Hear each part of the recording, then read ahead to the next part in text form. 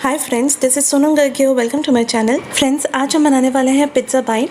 ये छोटे छोटे पिज़्ज़ा पॉकेट्स की तरह होते हैं जिसमें फ्लेवरफुल पूरे एक पिज़्ज़ा का स्वाद आपको मिल जाएगा और ये बच्चों को बहुत पसंद आता है। बनाना भी इसे बहुत आसान है और बहुत ही कम समय में बनकर तैयार हो जाता है।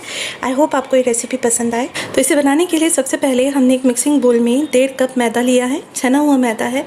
इसे इक्वल करेंगे और इसके अंदर ऐड करेंगे 1 टेबलस्पून पाउडर शुगर, 1 टीस्पून नमक, साथ ही 3/4 टीस्पून बेकिंग पाउडर और आधा टीस्पून से थोड़ा सा कम बेकिंग सोडा। ये इसे स्पॉन्जी बनाएगा।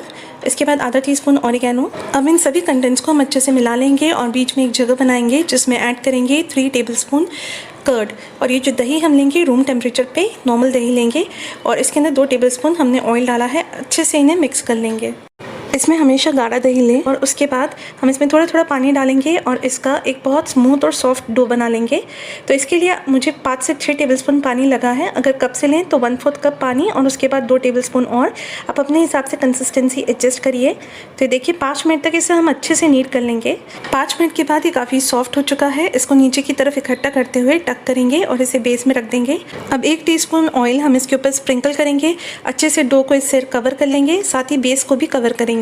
इसे ढककर लगभग 15 से 20 मिनट के लिए अलग रख देंगे। फ्रेंड्स, इंस्टेंट पिज़्ज़ा सॉस बनाने के लिए सबसे पहले एक बोल में 3 टेबलस्पून टमाटो सॉस लेंगे, ½ teaspoon red chilli flakes, ½ teaspoon oregano और 1/4 टीस्पून नमक, 1/4 टीस्पून कश्मीरी रेड चिली और आधा टेबलस्पून बहुत अच्छे से क्रश किया हुआ गार्लिक यानी कि लहसुन। इन सभी चीज़ों को अच्छे से मिक्स कर लेंगे। अब ऐड करेंगे 1/4 टीस्पून पिसी शक्कर यानी पाउडर्ड शुगर और इसी भी मिक्स करने के बाद आप देखेंगे ये इंस्टेंटली बनाया हुआ पिज़्ज़ा सॉस रेडी है। अब इसमें डालेंगे 1 टेबलस्पून बहुत बारीक कटा हुआ प्याज, 1 टेबलस्पून शिमला मिर्च, 1 टेबलस्पून टमाटर और 1/4 टीस्पून ऑरिगेनो। मतलब टोटल मैंने 3/4 टीस्पून ऑरिगेनो इसमें डाला है।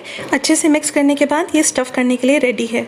पिज़्ज़ा बाइट्स को बेक करने के लिए हम इस तरह की कोई भी पिज़्ज़ा ट्रे ले लेंगे। अगर ये नहीं हो तो इस तरीके की स्टील प्लेट भी आप आसानी से ले सकते हैं। अब एक बटर पेपर इसके साइज़ का हम लेंगे और इसे इसके अंदर प्लेस कर देंगे। साथ ही अब इसे हम ब्रश कर देंगे ऑयल से ताकि इसके ऊपर बेकिंग प्रोसेस आसानी से हो सके। फ्रेंड्स, अब एक अमूल चीज़ स्लाइस लेंगे और इसकी सारी एजेस को इस तरीके से सीजर से ट्रिम कर लेंगे और उसके बाद इसकी सेंटर से भी हम कॉलम्स बना लेंगे इस तरीके से लंबाई में इसे काट कर। और उसके बाद हर एक ऐसी रो को हम 3 पीसेस में कट कर लेंगे। फ्रेंड्स, ये स्लाइसेस बहुत जल्दी मेल्ट होती है, इसलिए हमने ग्रेट करने की बजाय चीज़ को इस तरीके से यूज़ किया है। जितना भी रैपर आप इस चीज़ स्लाइस के ऊपर देखेंगे उसे अलग कर दें। ऐसा हम सभी पीसेस के साथ कर लेंगे। बेकिंग सेटअप के लिए अब हम एक कढ़ाई लेंगे जिसके बेस पर हम सॉल्ट डालेंगे। 1 कप के जितना सॉल्ट मैंने लिया है इसे अच्छे से स्प्रेड कर देंगे। ऐसा करने से कढ़ाई का टेम्परेचर एक जैसा रहेगा और नीचे से कढ़ाई ख़राब भी नहीं होगी। इसके नीचे एक वायर स्टैंड रखेंगे और इसे कवर कर देंगे और इसे प्रीहीट करेंगे 10 मिनट के लिए मीडियम फ्लेम पर। चाहे तो एक हैवी ऑब्जेक्ट भी आप ऊपर रख सकते हैं। 20 मिनट के बाद हम इसे अनकवर करेंगे और आप देखेंगे डो काफ़ी स्मूथ हो चुका है। अब हम इसे अच्छे से 1 मिनट के लिए हल्का सा नीट कर लेंगे।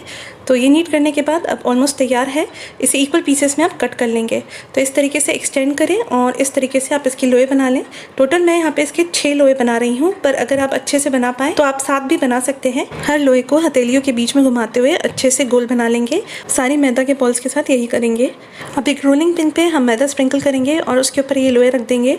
दोनों तरफ से इसे मैदा से कोट करने के बाद हम हाथों के बीच में लेंगे और इस तरीके से इसकी एजेस को मार्जिन को पतला करते हुए हम इसे एक्सटेंड करेंगे। तो ये देखिए ये हमारी चपाती बनकर ऑलमोस्ट तैयार है। अब इस सब चपाती के सेंटर में हम 1 टीस्पून स्टफिंग भरेंगे और उसके बाद हम इसके ऊपर चीज़ स्लाइसेस रखेंगे। तो ये मैंने 3 स्क्वायर पीसेस स्लाइसेस के रखे हैं। आप चाहे तो ज़्यादा भी कर सकते हैं और उसके बाद हम इसे एक साथ ऊपर की तरफ लाके सील कर देंगे। पर फ्रेंड्स, इसमें एक चीज़ हमेशा याद रखिए कि आप स्टफिंग इसमें अच्छे से भरिए। अगर ब्रेड ज़्यादा होगी तो आपको स्टफिंग का स्वाद नहीं आ पाएगा। तो जितनी पतली चपाती बना पाए उतना बेटर है। तो इस तरीके से ऊपर की तरफ लाने के बाद हम इसे ऊपर हल्का सा ट्विस्ट देकर बंद कर देंगे, क्योंकि बेक होने पर अक्सर स्टफिंग ऊपर से बाहर आती है। पर इसे हमेशा राउंड ही बनाएं। तो इस तरीके से एक पीस हमारा बनके रेडी है। ऐसे ही हम बाकी के पीस बना लेंगे। इस तरीके से सारे पीसेस को हमने ट्रे में रख दिया है। अब इसके ऊपर थोड़ा ऑयल हम स्प्रिंकल करेंगे ताकि बेक होने पर इनका कलर अच्छा आए और इसे ब्रश से हम इक्वली स्प्रेड कर देंगे। अब इसके ऊपर हम थोड़ी सी रेड चिली फ्लेक्स डालेंगे।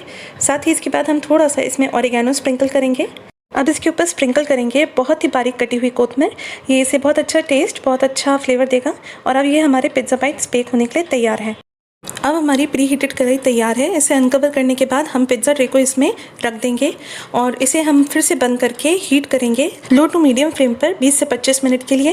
ये इसलिए क्योंकि जितने बड़े आपके पिज़्ज़ा बाइट्स होंगे उतना ही ज़्यादा टाइम ये लेंगे, तो आप 5 मिनट कम ज़्यादा कर सकते हैं। तो ये देखिए 25 मिनट के बाद मैं इसे अनकवर कर रही हूँ। आप देख सकते हैं बहुत अच्छे से ये बेक हो चुके हैं। कुछ कुछ जगह चीज़ बाहर आया है, पर ये टोटली फाइन है क्योंकि खाने में ये फिर भी बहुत टेस्टी लगते हैं। ये साइज़ में भी काफ़ी बड़े हो चुके हैं। एक एक करके इन्हें बटर पेपर से अलग निकाल कर हम इस तरीके से बाहर सर्व करेंगे और इसे गर्मा गर्म सर्व करेंगे तो आपको चीज़ का भी मज़ा ज़्यादा मिलेगा। तो फ्रेंड्स, हर एक पिज़्ज़ा बाइट इसमें से आपको एक छोटे पिज़्ज़ा का स्वाद देगा। आप इसे पार्टी स्नैक की तरह या फिर बच्चों के लिए बिल्कुल बना सकते हैं। फ्रेंड्स, आई होप आपको ये वीडियो पसंद आया होगा और अगर ये आपके लिए हेल्पफुल रहता है तो प्लीज़ इसे लाइक, शेयर और सब्सक्राइब करें और अपने कमेंट्स और सजेशंस हमारे साथ ज़रूर शेयर करें। Thanks for watching the video.